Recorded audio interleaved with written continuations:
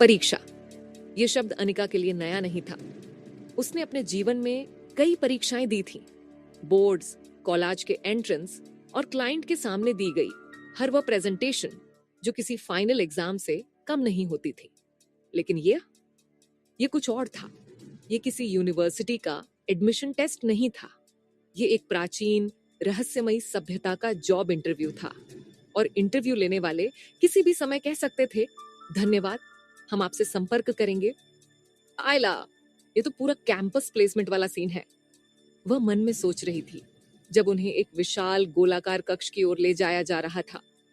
पहला round aptitude test, दूसरा group discussion और फाइनल राउंड पर्सनल इंटरव्यू। बस यहाँ गलत जवाब देने पर रिजेक्शन लेटर नहीं, सीधा देश निकाला लेटर मिलेगा। और मेरी टीम, एक डरा हुआ ट्रेनी और एक सुपर सीरियस सिक्योरिटी गार्ड, क्या टीम है। वे उस कक्ष में पहुंचे। ये एक सिद्ध जोड़ रहित गोला था जिसमें उस एक दरवाजे के अलावा और कोई रास्ता नहीं था, जो उनके अंदर आते ही एक भारी धम्मन की आवाज के साथ बंद हो गया। यह एक जाल है, लावण्या ने फुसफुसाते हुए कहा। उसका हाथ तुरंत अपनी तलवार पर चला गया था। जाल नहीं, आचार्य प्रद्योत ने कांपते हुए कहा। उसकी आंखों में एक विद्वान की जिज्ञासा और एक कायर का डर एक साथ था। यह परीक्षा का कक्ष है। कक्ष के केंद्र में एक विशाल शतरंज की बिसात जैसी चौकोर वेदी थी, जिसके पत्थरों पर अजीब ज्यामितीय प्रतीक बने हुए थे। और वेदी के ठीक बगल में एक ऊंचे आसन पर एक पहेली खुदी हुई थी। अनिका आगे बढ़ी। ओके टीम, क्वेश्चन पेपर आ गया है। टाइम लिमिट शायद हमारी अगली सांस तक। पहेली थी, मैं वह हूं जो हमेशा आता है पर कभी पहुंचता नहीं। मैं वह हूं जिसे हर कोई देखता है पर कोई पकड़ नहीं सकता। मैं भविष्य का वादा हूं और अतीत की छाया। बताओ, मैं कौन हूं और मेरे सत्य का मार्ग कौन सा पत्थर दिखाएगा। आचार्य प्रद्योत की आंखें चमक उठी। यह उसके लिए एक अवसर था। ये तो कालसूत्र की पहेली है। इसका उत्तर है समय या शायद भविष्य। वह तुरंत उस शतरंज जैसी वेदी की ओर दौड़ा और उन प्रतीकों में समय या भविष्य से जुड़े किसी चिन्ह को ढूंढने लगा। लावण्या को इस दिमागी कसरत में कोई दिलचस्पी नहीं थी। वह एक योद्धा थी। उसने दीवारों को ठोकना शुरू कर दिया, किसी छिपे हुए स्विच या किसी कमजोर पत्थर की तलाश में। अनिका ने उन दोनों को देखा। ग्रेट, एक बंदा गूगल पर आंसर ढूंढ रहा है और दूसरी मैडम सीधा सिस्टम को ही हैक करने की कोशिश कर रही है। और मैं, प्रोजेक्ट मैनेजर, इन दोनों को देखकर बस अपना सिर पकड़ सकती हूँ। वह जानती थी कि इसका उत्तर इतना सीधा नहीं हो सकता। ये एक ट्रिक क्वेश्चन था। उसने अपनी सीईओ वाली बुद्धि का इस्तेमाल किया। उसने पहेली को एक उत्तर के लिए नहीं, बल्कि एक प्रॉब्लम स्टेटमेंट की तरह पढ़ा। हमेशा आता है पर पहुंचता नहीं। भविष्य जिसे हर कोई देखता है पर पकड़ नहीं सकता। परछाई, सत्य का मार्ग कौन सा पत्थर दिखाएगा। उसका दिमाग अचानक एक विचार से कौंधा। पत्थर, मार्ग, परछाई। ये पहेली पत्थरों के बारे में नहीं थी, ये परछाइयों के बारे में थी। उसने ऊपर देखा। कक्ष के ठीक केंद्र में छत से एक अकेला चमकदार क्रिस्टल लटक रहा था, जो प्रकाश का एकमात्र स्रोत था। रुको, उसने जोर से कहा। प्रद्योत और लावण्या दोनों रुक गए और उसे देखने लगे। इसका उत्तर किसी प्रतीक में नहीं है, अनिका ने कहा। इसका उत्तर हम खुद हैं। उसने प्रद्योत को उस वेदी के एक कोने पर खड़ा होने का निर्देश दिया। फिर उसने लावण्या को एक दूसरे विपरीत कोने पर खड़ा किया। पहेली का उत्तर है भविष्य, अनिका ने समझाया। और भविष्य का मार्ग हमेशा अतीत की परछाई से बनता है। उसने खुद उस वेदी के तीसरे कोने पर अपनी जगह ली। जैसे ही वह वहां खड़ी हुई, एक अविश्वसनीय घटना घटी। उस केंद्रीय क्रिस्टल से आती हुई रोशनी ने उन तीनों की परछाइयों को उस शतरंज की वेदी पर डाला। और उनकी तीनों परछाइयां, वे एक दूसरे से जुड़कर उस वेदी के पत्थरों पर एक सीधा स्पष्ट मार्ग बना रही थी। वह मार्ग एक ऐसे पत्थर पर जाकर समाप्त हो रहा था जिस पर कोई प्रतीक नहीं था। वह एक खाली सादा पत्थर था। वह, अनिका ने फुसफुसाते हुए कहा, वह है सत्य का मार्ग। भविष्य लिखा नहीं होता, उसे बनाया जाता है। उसने लावण्या को उस मार्ग पर चलने का इशारा किया। लावण्या ने अपनी तलवार को कसकर पकड़ा और सावधानी से एक एक कदम उन परछाइयों पर रखते हुए उस अंतिम खाली पत्थर तक पहुंची। जैसे ही उसका पैर उस पत्थर पर पड़ा, एक हल्की संगीतमय चाइम की आवाज गूंजी। एक पल की खामोशी, और फिर कक्ष की विपरीत दीवार का एक हिस्सा जो अब तक अदृश्य था, धीरे धीरे बिना किसी आवाज के अंदर की ओर खिसकने लगा। एक नया दरवाजा खुल गया था। उन्होंने पहली परीक्षा पास कर ली थी। आचार्य प्रद्युत अनिका को ऐसे देख रहे थे जैसे उन्होंने कोई भूत देख लिया हो। उनकी सारी किताबी विद्या उस एक सरल तर्क के सामने हार गई थी। और लावण्या, वह उस नए खुले हुए दरवाजे को देख रही थी, और फिर वापस अनिका को। उसकी आंखों में अब सिर्फ सम्मान नहीं था, उसमें एक गहरा अनकहा विस्मय था। उसने समझ लिया था कि इस ज्ञानी का सबसे बड़ा हथियार उसका दिमाग नहीं, बल्कि उसकी देखने की, सोचने की, दुनिया को एक अलग नजर से परखने की क्षमता है। अनिका ने गहरी सांस ली। चलो, राउंड एक क्लियर, उसने मन में सोचा, और उस नए दरवाजे की ओर बढ़ी। अब देखते हैं कि ग्रुप डिस्कशन वाले राउंड में क्या नया सरप्राइज है। उम्मीद है वहां कोई केस स्टडी सॉल्व करने को नहीं देंगे। पहला दरवाजा तर्क का था और उसे उन्होंने बुद्धि से खोला था। लेकिन जैसे ही वे उस नए अंधेरे गलियारे में दाखिल हुए, अनिका को एहसास हो गया कि अगला दरवाजा दिमाग से नहीं बल्कि दिल से खुलेगा। उनके पीछे पत्थर का भारी दरवाजा एक अंतिम गूंजती हुई धम्म की आवाज के साथ बंद हो गया और उन्हें एक नए गहरे अंधेरे में कैद कर दिया। यह कहां ले जाता है? आचार्य प्रद्योत ने कांपते हुए फुसफुसाया। उसकी आवाज उस खामोशी में बहुत ज्यादा ऊंची लग रही थी। जहां भी ले जाए, लावण्या ने दृढ़ता से कहा। उसकी आवाज में एक योद्धा की शांत तैयारी थी। हम उसका सामना करेंगे। आयेला, ये तो पूरा एस्केप रूम वाला सेटअप है, अनिका ने मन में सोचा। पहला लेवल था लॉजिक पजल, अब लगता है यह फियर फैक्टर वाला राउंड है। ग्रेट, मेरी टीम में एक खतरों की खिलाड़ी है और दूसरा डर के आगे हार है वाला कैंडिडेट, और मैं इस शो की होस्ट जिसे खुद नहीं पता कि अगले टास्क में कीड़े मकोड़े खाने पड़ेंगे या ऊंची बिल्डिंग से कूदना पड़ेगा। गलियारा एक विशाल अंतहीन लगने वाले काले कक्ष में खुला। यहाँ कोई वेदी नहीं थी, कोई पहेली नहीं थी, सिर्फ अंधेरा था। एक ऐसा अंधेरा जो जिंदा लग रहा था, जो सांस ले रहा था। जैसे ही उन्होंने उस कक्ष में पहला कदम रखा, एक गहरी, शांत और भावहीन आवाज चारों ओर से गूंजी। साहस का द्वार तुम्हारा स्वागत करता है, आगे का मार्ग तुम्हारे सबसे गहरे भयों से बना है, आवाज ने कहा। सिर्फ सच्चा साहस ही उस पर चल सकता है। उस पार पहुंचो और द्वार खुल जाएगा। और फिर अंधेरा बदल गया। कि अब सिर्फ अंधेरा नहीं था, ये एक बाजार बन गया था, डर का बाजार, जहां हर किसी का सबसे बड़ा भय बिक्री पर था। आचार्य प्रद्योत सबसे पहले टूटा। वह चीखकर जमीन पर गिर गया। उसकी आंखों के सामने महाज्ञान मंदिर की विशाल लाइब्रेरी चल रही थी। हजारों बेशकीमती पांडुलिपियां राख बन रही थीं, और उस आग के बीच में प्रधान आचार्य वर्धमान खड़े थे, जो जोर जोर से हंस रहे थे और कह रहे थे, तुम्हारा ज्ञान व्यर्थ है प्रद्योत, तुम एक असफलता हो। नहीं नहीं, वह चीख रहा था अपने कानों को ढंकते हुए। वह अपने सबसे बड़े डर, अपनी बौद्धिक हीनता और अपमान में पूरी तरह से लकवाग्रस्त हो गया था। लावण्या का डर अलग था। उसने देखा कि उसके सामने शूरसेन, उसके पिता, जंजीरों में जकड़े हुए हैं और वर्धमान के सैनिक उस पर कोड़े बरसा रहे हैं। विद्रोह कुचल दिया गया था। उसके लोग घुटनों पर थे। लावण्या की आंखों में आग जल उठी। उसने अपनी तलवार निकाली और उस भ्रम पर हमला करने के लिए आगे बढ़ी। पिताजी, वह गर्जी। अनिका का डर उन सबसे अलग था। उसके सामने कोई आग नहीं थी, कोई जंजीरें नहीं थीं। उसके सामने वह चमकता हुआ नीला होम बटन था। वह उसे बुला रहा था। वह मुंबई की बारिश की गंध महसूस कर सकती थी, अपनी माँ के हाथ की चाय का स्वाद और अपने पुराने अपार्टमेंट की आरामदायक खामोशी। उसे सिर्फ एक कदम बढ़ाना था और यह सब खत्म हो सकता था। यह साजिश, यह जिम्मेदारी, यह अंतहीन नाटक। उसका सबसे बड़ा डर कोई राक्षस या दुश्मन नहीं था। उसका सबसे बड़ा डर छोड़ देने का प्रलोभन था। एक पल के लिए वह लगभग टूट गई, लेकिन फिर उसने लावण्या को देखा, जो पागलों की तरह हवा में तलवार चला रही थी। उसने प्रद्योत को देखा जो एक बच्चे की तरह रो रहा था। वह उसकी टीम थी और एक सीईओ अपनी टीम को नहीं छोड़ता। शट अप अनिका, उसने खुद को डांटा। ये कोई एग्जिट ऑप्शन नहीं है, ये एक परीक्षा है और तुम इस कंपनी की सीईओ हो, तुम फेल नहीं हो सकती। उसे समझ आ गया ये बाजार डर से ही चलता था। तुम जितना डरोगे, जितना लड़ोगे, ये उतना ही मजबूत होगा। लावण्या, रुको, वह चिल्लाई, ये असली नहीं है। अपनी तलवार नीचे करो, मैं उन्हें मेरे पिता को चोट नहीं पहुंचाने दे सकती।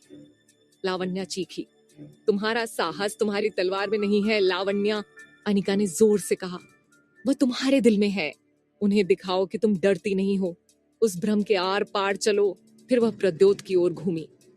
आचार्य, उठिए, आपका ज्ञान व्यर्थ नहीं है। आपकी सबसे बड़ी ताकत आपकी किताबें नहीं, आपका दिमाग है। उस डर का सामना कीजिए। एक कदम, आचार्य, सिर्फ एक कदम बढ़ाइए। प्रद्योत ने उसे रोते हुए देखा। लावण्या ने एक पल के लिए अपनी तलवार को नीचे किया। उसकी सांसें तेज चल रही थीं। अनिका जानती थी कि उसे नेतृत्व करना होगा, उसे अपना डर जीतना होगा। उसने उस चमकते हुए होम बटन की ओर देखा जिसने उसे लगभग हरा ही दिया था। उसने एक गहरी सांस ली और फिर अपनी पूरी इच्छा शक्ति के साथ वह उससे दूर मुड़ गई। मैं घर बाद में जाऊंगी, वह फुसफुसाई। पहले मेरा काम। उसने उस अंधेरे में आगे बढ़ना शुरू कर दिया जो अब भी उसके कानों में फुसफुसा रहा था, उसे लालच दे रहा था। उसको आगे बढ़ते हुए देखकर लावण्या ने भी अपनी तलवार को म्यान में रख लिया। उसने एक गहरी सांस ली, अपनी आंखों को बंद किया और अपने पिता के पीड़ादायक चीखों के भ्रम के बीच से सीधे चलने लगी। जैसे ही वह उससे गुजरी, वह भ्रम एक कांच की तरह टूटकर बिखर गया। अनिका प्रद्योत के पास पहुंची और अपना हाथ आगे बढ़ाया। उठो आचार्य, हम एक टीम हैं। प्रद्योत ने उसका हाथ कांपते हुए पकड़ा। अनिका की मदद से वह उठा। उसने एक छोटा, लड़खड़ाता हुआ लेकिन दृढ़ कदम आगे बढ़ाया और जैसे ही उसने वह कदम उठाया, उस कक्ष का सारा अंधेरा, सारा डर एक ही पल में गायब हो गया। वे एक शांत, सादे, अच्छी तरह से रोशनी वाले कमरे में खड़े थे। उनके सामने एक और दरवाजा खुल रहा था। उन्होंने दूसरी परीक्षा पास कर ली थी। लावण्या की सांसें अब भी तेज थीं, लेकिन उसकी आंखों में अनिका के लिए एक नया, गहरा सम्मान था। प्रद्योति अपनी जगह पर खड़ा था, थका हुआ, लेकिन उसकी आंखों में अब वह पुराना डर नहीं, बल्कि एक नई, कठिन जीत वाली समझ थी। अनिका ने उस नए दरवाजे को देखा। चलो, दूसरा राउंड भी क्लियर, उसने मन में सोचा और उसके चेहरे पर एक थकी हुई मुस्कान आई। एप्टीट्यूड टेस्ट हो गया, ग्रुप डिस्कशन हो गया, अब बस फाइनल एज। आर, इंटरव्यू बाकी है। आत्मा का द्वार, पता नहीं वहां कौन सा साइकोलॉजिकल टेस्ट लेंगे। उम्मीद है वे मुझसे यह नहीं पूछेंगे आपकी सबसे बड़ी कमजोरी क्या है, क्योंकि मेरे पास तो पूरी लिस्ट तैयार है। 2 दरवाजे, 2 परीक्षाएं। एक को उन्होंने बुद्धि से खोला, दूसरे को हिम्मत से, और अब वे तीसरे और अंतिम द्वार के सामने खड़े थे। आत्मा का द्वार। ये कोई अंधेरा, डरावना गलियारा नहीं था। ये एक छोटा, शांत और पूरी तरह से सफेद संगमरमर का बना हुआ कमरा था। उसमें कोई पहेली नहीं थी, कोई वेदी नहीं थी, कोई अंधेरा नहीं था। वह इतना सादा, इतना खाली था कि उसकी यही सादगी उसे सबसे ज्यादा रहस्यमयी बना रही थी। आयला, ये क्या है? अनिका ने मन में सोचा, उस खाली कमरे को देखते हुए। ये तो सीधा फाइनल इंटरव्यू वाला केबिन लग रहा है। पहले एप्टीट्यूड टेस्ट हुआ, फिर ग्रुप डिस्कशन, और अब सीधा एच, आर, राउंड। और इंटरव्यू लेने वाला शायद कहीं छिपा हुआ कैमरा लगाकर हमें देख रहा है। ग्रेट! मुझे तो यह भी नहीं पता कि इस जॉब के लिए अप्लाई किसने किया था। जैसे ही उन्होंने उस कमरे में कदम रखा, उनके पीछे का दरवाजा हमेशा की तरह बंद हो गया। लेकिन इस बार कोई आवाज नहीं गूंजी, कोई निर्देश नहीं दिया गया, सिर्फ खामोशी थी। अब क्या? आचार्य प्रद्योत ने फुसफुसाते हुए पूछा। उसकी आवाज में अभी पिछले कमरे के डर की प्रतिध्वनि थी। लावण्या खामोश थी। उसकी आंखें उस खाली कमरे के हर कोने का जायजा ले रही थीं, किसी ऐसे खतरे की तलाश में जो दिखाई नहीं दे रहा था। अनिका जानती थी कि यह परीक्षा किसी बाहरी चीज की नहीं है, ये अंदर की है। और तभी यह शुरू हुआ। कमरे की हवा में कोई बदलाव नहीं हुआ, लेकिन उनके मनों में हुआ। हर किसी के सामने एक व्यक्तिगत और उतना ही असंभव चुनाव प्रकट हुआ। आचार्य प्रद्योत की आंखों के सामने हवा में एक प्राचीन, कभी न देखी गई पांडुलिपि प्रकट हुई। यह ब्रह्मांड सूत्र थी, एक ऐसी पौराणिक पुस्तक जिसके बारे में कहा जाता था कि उसमें सृष्टि के सारे रहस्य लिखे हैं। उसे बस अपना हाथ बढ़ाना था और वह ज्ञान उसका हो सकता था, एक ऐसा ज्ञान जो उसे वर्धमान से भी महान बना देता। लेकिन कीमत? उसे अपनी टीम को छोड़कर अकेले ही उस ज्ञान को लेकर हमेशा के लिए उस कमरे में कैद हो जाना था। लावण्या के सामने एक सिंहासन का दृश्य उभरा। उस पर उसके पिता शूरसेन विदिशा के नए न्यायप्रिय महाराज के रूप में बैठे थे। विद्रोह सफल हो गया था, उसकी प्रजा को न्याय मिल गया था। उसे बस उस दृश्य में कदम रखना था और वह सच हो जाता। लेकिन कीमत? यह जीत एक खूनी युद्ध के बाद मिलती, जिसमें हजारों निर्दोष लोग मारे जाते, जिनमें से एक विक्रम सिन्हा भी था। और अनिका के सामने सबसे क्रूर, सबसे व्यक्तिगत चुनाव था। उसके सामने दो दरवाजे प्रकट हुए। एक दरवाजे के पार उसकी मुंबई थी, उसका घर, उसकी माँ, उसकी पुरानी, आरामदायक, तनाव भरी लेकिन अपनी जिंदगी। वह उस दरवाजे को खोलकर वापस जा सकती थी, हमेशा के लिए। कोई उसे नहीं रोकता। दूसरे दरवाजे के पार सूर्य पाषाण था, विदिशा का भविष्य, ओरोबोरस का प्रोजेक्ट और एक ऐसी जिम्मेदारी जिसे उसने कभी मांगा नहीं था। चुनो। एक आवाज उसके दिमाग के भीतर गूंजी। अपनी आत्मा को चुनो। तुम कौन हो? विक्रम सिन्हा, वह नायक जिसे इस दुनिया की जरूरत है, या अनिका, वह खोई हुई यात्री जिसे अपने घर की जरूरत है? वॉट लग गई।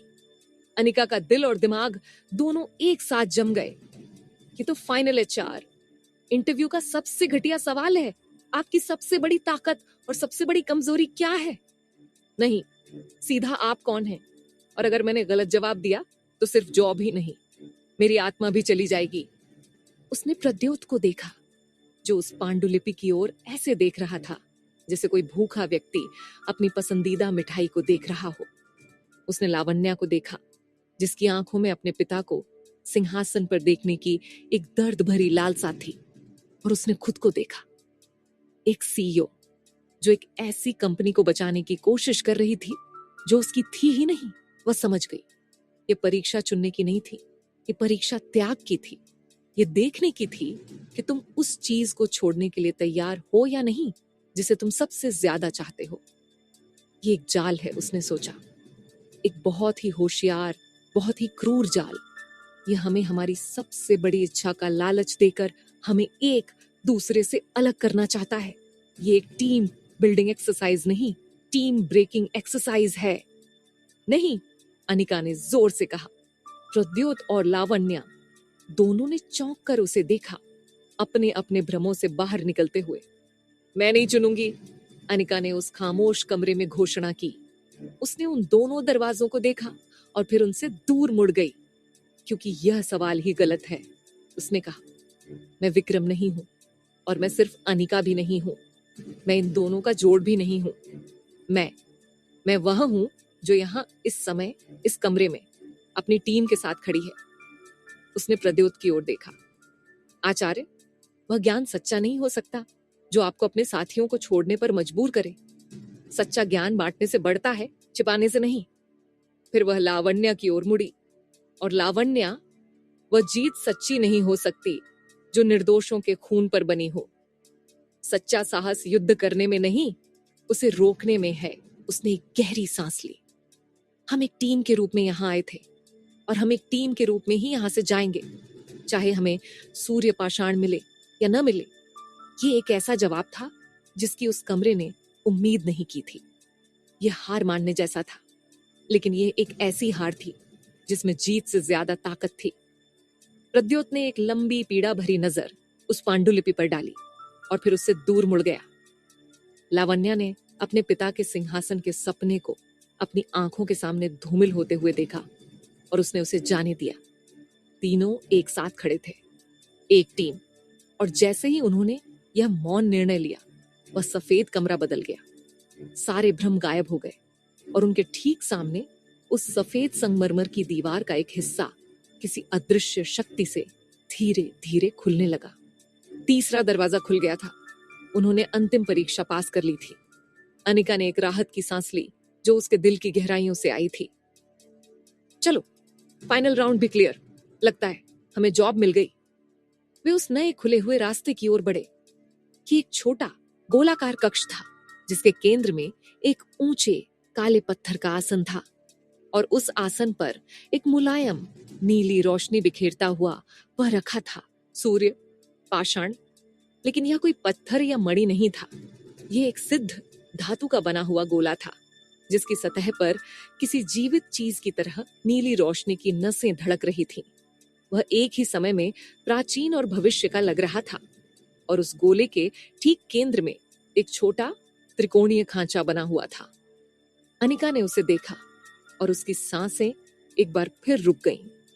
वह खांचा, वह उसे पहचानती थी। उसका आकार, वह उस सोने के सिक्के के आकार का था जो इस समय उसकी गुप्त थैली में पड़ा था।